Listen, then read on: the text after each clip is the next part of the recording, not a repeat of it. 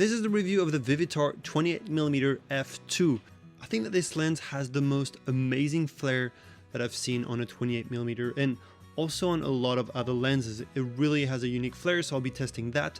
I'll be also testing the focus breathing, the bokeh, the sharpness, and maybe some other stuff, and I'll compare it to the Sigma 18-35 as well. So sit back, relax, and enjoy the test. And I'm just gonna use a simple light. It is very warm light, so it's why it's giving off this very warm flare. By the way, you can see how very distinct this flare is. It has a lot of character to it, and you're either gonna love it or hate it, but I truly love it, and I can't wait to use it on a paid shoot or a personal shoot.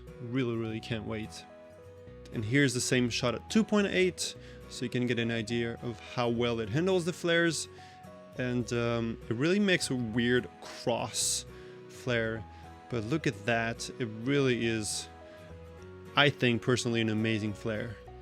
It really has so much character, and this lens cost me $10 with a camera body that I bought in the US actually, and I'm so happy with it.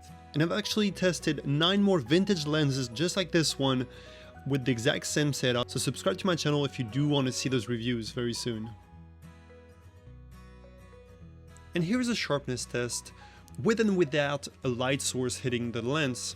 And on the Vivitar you really do lose some contrast when there's a direct light source hitting the lens.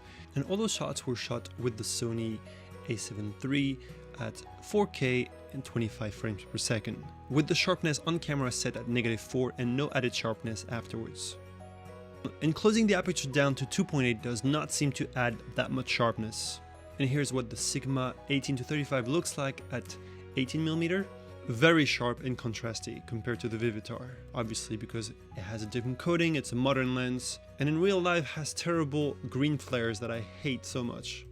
Another neat feature with this lens is how close it can focus, and that is quite amazing for a 28mm lens, such an old lens too. And it actually allows you to have a nice bokeh in the background because you're so close to the subject.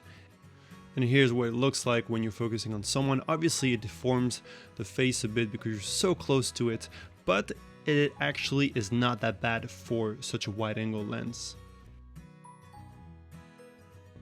And here's the focus breathing test for all the video makers out there. It's actually not too bad. It does have a little breathing, but in real life situation I think you won't have that much of a problem, but it does have a little focus breathing.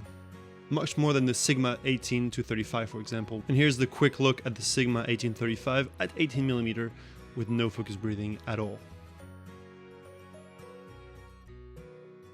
Now comes the bokeh, and this is an area where the Vivitar does not shine that much.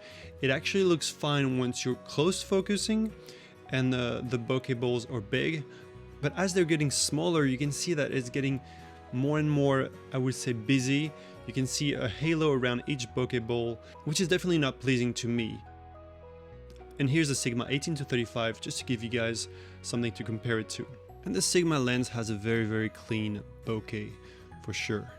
And pay attention to the bokeh near the end when I'm focused on her and a bit past her. You can really see that the bokeh starts having weird shapes and just a bit erratic, I will say.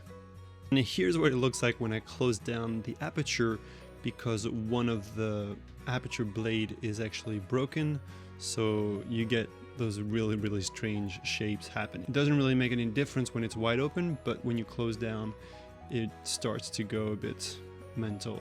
Alright guys, that's it for me. Thanks for watching, and please consider subscribing to my channel if you haven't done that already. It really does help. And hit the like button also if you did enjoy this video.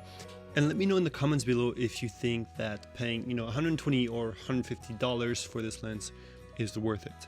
I think that today I would still pay that much money for it. In fact, I need to buy a new one in order for me to be able to close it down, because as you've seen, the aperture blade is broken. So I'm going to be buying another one. I actually saw one for $60 on eBay, so I might jump on that one.